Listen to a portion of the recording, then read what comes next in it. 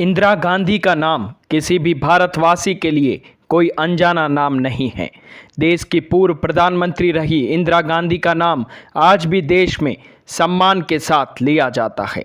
इंदिरा गांधी का पूरा नाम इंदिरा प्रियदर्शनी गांधी था, जिन्होंने साल 1966 से लेकर साल 1977 तक लगातार 3 पारी तक भारत के प्रधानमंत्री के पद को संभाला। लेकिन उनकी चौथी पारी साल 1980 से लेकर साल 1984 के दौरान उनकी हत्या हो गई। वे देश की पहली और अब तक की देश की एकमात्र महिला प्रधानमंत्री रही। इंदिरा गांधी भारतीय राजनीति का एक ऐसा नाम रही जिन्होंने केवल भारत ही नहीं बल्कि वैश्विक राजनीति पर अपनी एक अनूठी छाप छोड़ डाली। इंदिरा गांधी का जन्म नेहरू खानदान में हुआ था और भारत के पहले प्रधानमंत्री जवाहरलाल नेहरू की इकलौती पुत्री थी। वैसी भी इंडियन पॉलिटिक्स में नेहरू और गांधी परिवार को काफी पुराने समय से एक्टिव देखा जाता रहा है। इंदिरा गांधी के बारे में कई ऐसी बातें हैं जो हम सभी को पता है, लेकिन इसके बावजूद भी उनके जीवन के कई ऐसे किस्से हैं, कई ऐसी बातें हैं जिनसे हम अभी भी अनजान हैं। जैसे इंदिरा गांधी का असली नाम क्या है, इंदिरा गांधी को गांधी सरनेम कैसे मिला, इंदिरा गांधी का ऑपरेशन ब्लू स्टार क्या था, इंदिरा गांधी भारत की प्रधानमंत्री कैसे बनी आदि। हम आपको इंदिरा गांधी की बायोग्राफी से लेकर उनके जीवन के हर छोटे बड़े पहलू पर नजर डालने वाले हैं। आज हम जानेंगे इंदिरा गांधी कैसे राजनीति में आई, इंदिरा गांधी का जन्म एवं शिक्षा, इंदिरा गांधी की प्रेम कहानी, इंदिरा गांधी की हत्या कैसे हुई, इंदिरा गांधी की शादी के बारे में। तो चलिए शुरू करते हैं इंदिरा गांधी की ये जीवनी। देश की पहली महिला प्रधानमंत्री इंदिरा गांधी का जन्म 19 नवंबर 1917 को नेहरू परिवार में हुआ था। साल 1934-35 में इंदिरा की स्कूली शिक्षा पूरी हुई और उन्होंने इसके बाद की शिक्षा के लिए शांति निकेतन में एडमिशन ले लिया। यह विश्वविद्यालय रविंद्रनाथ टैगोर द्वारा निर्मित है। रविंद्रनाथ टैगोर ही वे व्यक्ति थे जिन्होंने इंदिरा गांधी को प्रियदर्शनी नाम दिया था।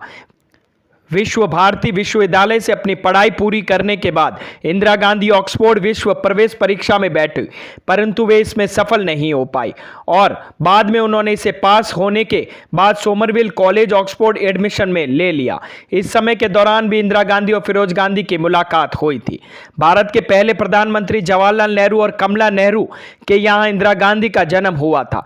एक राजनीतिक परिवार में जन्मी इंदिरा का मोहनदास करमचंद गांधी से ना तो किसी तरह का उनका रिश्ता था और ना ही शादी के द्वारा कोई रिश्ता। उनके पिता देश के पहले प्रधानमंत्री के होने के साथ स्वतंत्रता आंदोलन के एक प्रमुख व्यक्तित्व भी रहे थे। इंदिरा गांधी का विवाह फिरोज गांधी से हुआ था। इंदिरा गांधी और फिरोज गांधी के 2 बेटे जिनका नाम राजीव गांधी और संजय गांधी था। शुरुआत में संजय गांधी को उनके वारिस के रूप में चुना गया था, लेकिन एक विमान दुर्घटना में उनकी मृत्यु हो गई, जिसके उपरांत राजीव गांधी को अपनी पायलट की नौकरी को त्यागना पड़ा और उन्होंने 1981 में पॉलिटिक्स में कदम रखा। जब इंदिरा गांधी की हत्या कर दी गई उसके बाद राजीव गांधी को प्रधानमंत्री बनाया गया। राजीव गांधी की मृत्यु के बाद सोनिया गांधी के हाथ में कांग्रेस पार्टी की कमान आ गई। राजीव गांधी की पत्नी सोनिया गांधी कांग्रेस की अध्यक्ष है। सोनिया और राजीव के बच्चों के नाम राहुल गांधी और प्रियंका गांधी है। साल 1941 में इंदिरा गांधी ऑक्सफोर्ड से वापस भारत आ गई। यहां आकर भारतीय स्वतंत्रता आंदोलन में शामिल हो गई। इसके बाद जब साल 1950 में उनके पिता जवाहरलाल नेहरू प्रधानमंत्री बने, तब वे अपने पिता की निजी सहायक के रूप में काम करने लग गई। साल 1964 में जब जवाहरलाल नेहरू की मृत्यु हुई, तब इंदिरा गांधी को राज्यसभा सदस्य के रूप में नियुक्त किया गया। इसके साथ ही उनका चयन लाल बहादुर शास्त्री के मंत्रिमंडल में हुआ और वे सूचना और प्रसारण मंत्री बन गई। लेकिन जब लाल बहादुर शास्त्री का आकस्मिक निधन होता है, तब उस समय के कांग्रेस पार्टी के अध्यक्ष के कामराज ने इंदिरा गांधी को प्रधानमंत्री पद संभालने के लिए कहा। इंदिरा गांधी ने लगातार चुनाव जीतने के साथ ही अपनी लोकप्रियता को भी बहुत तेजी से बढ़ाया और हमेशा विरोधियों के ऊपर हावी होती रही। वे साल 1966 से लेकर साल 1977 तक लगातार भारत गणराज्य की प्रधानमंत्री रही। लेकिन 1977 के आम चुनाव में पहली बार इंदिरा गांधी और कांग्रेस दोनों को हार का सामना करना पड़ा, लेकिन वे साल 1980 में फिर से सत्ता में लौट आई और देश की सेवा में लग गई। लेकिन साल 1984 के दौरान उनके ही अंगरक्षक ने उनको गोली मारकर हत्या कर दी। कहा जाता है कि फिरोज गांधी और इंदिरा गांधी की मुलाकात सन 1930 में आजादी की लड़ाई के लिए कॉलेज के सामने दिए जा रहे धरने में हुई थी। इस धरने के दौरान कमला नेहरू बेहोश हो गई थी, जिसके बाद फिरोज गांधी ने उनकी देखभाल की थी। वे अक्सर उनसे मिलने उनके घर जाया करते करते थे, जहां उनकी मुलाकात इंदिरा गांधी से भी होती थी। जब 1936 में कमला नेहरू का निधन हुआ तब भी फिरोज गांधी उनके पास थे। इस दौरान वे इंदिरा गांधी की ओर आकर्षित होते चले गए। धीरे धीरे दोनों के बीच मुलाकातें बढ़ने लग गई और दोनों एक दूसरे के करीब आने लग गए। साल 1942 में दोनों ने शादी कर ली। इंदिरा गांधी ने फिरोज गांधी से विवाह अपने पिता की मर्जी के खिलाफ किया था। समय बाद में नेहरू ने इस विवाह को अपनी स्वीकृति भी दे दी। हालांकि कुछ समय के बाद दोनों का रिश्ता बिगड़ने लग गया और 1949 में इंदिरा गांधी अपने बच्चों को लेकर अपने पिता के घर आ गई और फिरोज गांधी लखनऊ में ही रहने लग गए। कुछ समय बाद फिरोज गांधी की तबीयत खराब हो गई और 8 सितंबर 1960 को उनका दिल का दौरा पड़ने से निधन हो गया।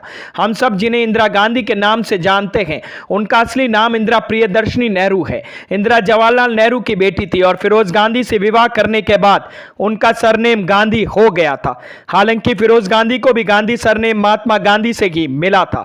यानी हम अगर देखें तो इंदिरा गांधी का असली सरनेम गांधी ना होकर नेहरू है और उनका वास्तविक नाम इंदिरा प्रियदर्शनी नेहरू ही है। इंदिरा गांधी के कुछ बड़े फैसले और काम अब जानते हैं। वह दिन था 12 जून 1975 का, जब इलाहाबाद हाई कोर्ट के द्वारा एक फैसला सुनाते हुए इंदिरा गांधी के निर्वाचन को चुनावी धांधली के चलते शून्य घोषित किया गया था। इसके साथ ही कोर्ट के द्वारा इंदिरा गांधी को 6 साल तक किसी भी संवैधानिक पद के लिए भी अयोग्य बताया गया। जब कोर्ट का यह फैसला सामने आया तब इंदिरा के सलाहकार सिद्धार्थ शंकर रे के द्वारा उन्हें संविधान के अनुच्छेद 352 के अंतर्गत देश में आंतरिक आपातकाल लागू करने की सलाह दी गई। जबकि इस समय से ही मोरारजी देसाई, जेपी और कुछ दिग्गज नेता दिल्ली के रामलीला मैदान में इंदिरा गांधी को पद से हटाने के लिए जनसभा का आयोजन कर रहे थे, जिसके तुरंत बाद इंदिरा गांधी ने राष्ट्रीय सुरक्षा को खतरा का हवाला देते हुए देश में आपातकाल की घोषणा कर दी। जिसके बाद इंदिरा गांधी को जनवरी 1977 में ऐसा लगा कि आपातकाल को खत्म कर देना ही चाहिए, तो उन्होंने लोकसभा को भंग कर दिया और नए चुनाव की घोषणा कर दी। इसका परिणाम यह हुआ कि 1977 के चुनाव में इंदिरा गांधी व संजय दोनों को ही हार का सामना करना पड़ा। पंजाब के इतिहास में 1 जून 1984 को काला दिन या काले दौर की शुरुआत कहा जाता है। दरअसल 3 जून के दिन इंडियन आर्मी ने अमृतसर में प्रवेश कर स्वर्ण मंदिर को घेरा और फिर कर्फ्यू लगा दिया। इसके अगले दिन यहां सेना ने गोलीबारी शुरू कर दी ताकि चरमपंथियों के पास मौजूद हथियारों की जानकारी हासिल की जा सके। लेकिन इस दिन की शाम तक इंदिरा गांधी ने ऑपरेशन ब्लू स्टार को शुरू करने के लिए कह दिया और सेना स्वर्ण मंदिर परिसर में घुस गई, जिसके बाद यहां काफी खून खराबा हुआ। गोलीबारी का जवाब चरमपंथियों ने भी दिया और इस कारण अकाल तख्त तबाह हुआ और स्वर्ण मंदिर पर भी गोलियां बरसाई गई और कई सालों से मंदिर ऐसा समय आया कि वह 6, 7 और 8 जून को पाठ नहीं हुआ और सिख पुस्तकालय भी जलकर खाक हो गए। भारतीय सेना की इस कार्रवाई से सिख समुदाय की भावनाओं को काफी ठेस पहुंची। इस मामले को लेकर भारत सरकार ने आंकड़े पेश किए और बताया कि ऑपरेशन ब्लू स्टार में भारत की सेना के 83 जवान मारे गए और 249 जवान घायल भी हुए। जबकि श्वेत पत्र में यह भी बताया गया कि 493 चरमपंथी और आम नागरिक इस घटना में मारे गए। इनके अलावा 86 लोग घायल हुए और 1592 लोगों को अरेस्ट किया गया। हालांकि इस आंकड़े पर विवाद जारी और सिख समुदाय का कहना है इस ऑपरेशन में निर्दोष मारे जाने वाले लोगों की संख्या हजारों में थी। लेकिन असली कहानी शुरू होती है साल 1978 में। बैसाखी के दिन भिंडरवाला के समर्थकों और निरंकारियों के बीच झड़प हुई थी और इस दौरान भिंडरवाले के 13 समर्थक मारे गए थे। इसके बाद जब साल 1981 में पंजाब में हिंसक गतिविधियां अधिक होने लग गई तो इसके आरोप भिंडरवाले पे लगाने लग गए, लेकिन पर्याप्त सबूत नहीं होने के चलते पुलिस कोई कार्रवाई नहीं कर पाई। इस बीच अप्रैल 1983 में पंजाब पुलिस के उप महानिरीक्षक एएस अटवाल को हल्किया हरमंदिर साहिब परिसर में कर दी गई, जिसके उपरांत 1984 में ऑपरेशन ब्लू स्टार को अंजाम दिया गया। साल 1971 में हुआ भारत पाकिस्तान का युद्ध एक सैन्य संघर्ष था, जिसकी शुरुआत तत्कालीन पूर्वी पाकिस्तान के स्वतंत्रता संग्राम के कारण 3 दिसंबर 1971 में हुई थी और इसका समापन 16 दिसंबर 1971 को ढाका समर्पण से हुआ। यह युद्ध कुल 13 दिनों तक चला था। 16 दिसंबर को हम विजय दिवस के रूप में सेलिब्रेट करते हैं। इस दिन भारत ने पाकिस्तान को करारी हार दी थी। इस जीत के बाद ही इंदिरा गांधी को भारत रत्न से सम्मानित भी किया गया था। यह घटना नई दिल्ली के सफरगंज रोड की है। 31 अक्टूबर 1984 के दिन इंदिरा गांधी के बॉडीगार्ड सतवंत सिंह और बीन सिंह ने इंदिरा गांधी की 31 बुलेट मारकर हत्या कर दी। इस हत्या के पीछे स्वर्ण मंदिर में हुए नरसंहार को कारण बताया गया। आखिर में उनके द्वारा कही गई कुछ पंक्तियां मुझे याद आती है। यदि देश की सेवा करते हुए मेरी मृत्यु भी हो जाए तो मुझे इसका गर्व होगा। मुझे मुझे पूरा विश्वास है कि मेरे खून का एक एक कतरा राष्ट्र के विकास में योगदान और इसे सुदृढ़ और ऊर्जावान बनाएगा। तो दोस्तों, कैसी लगी इंदिरा गांधी से जुड़ी मेरी ये जानकारी? अगर मेरी ये वीडियोस आप लोगों को पसंद आते तो प्लीज लाइक शेयर सब्सक्राइब करना ना भूलें और हां, कमेंट करना भी ना भूलें। धन्यवाद।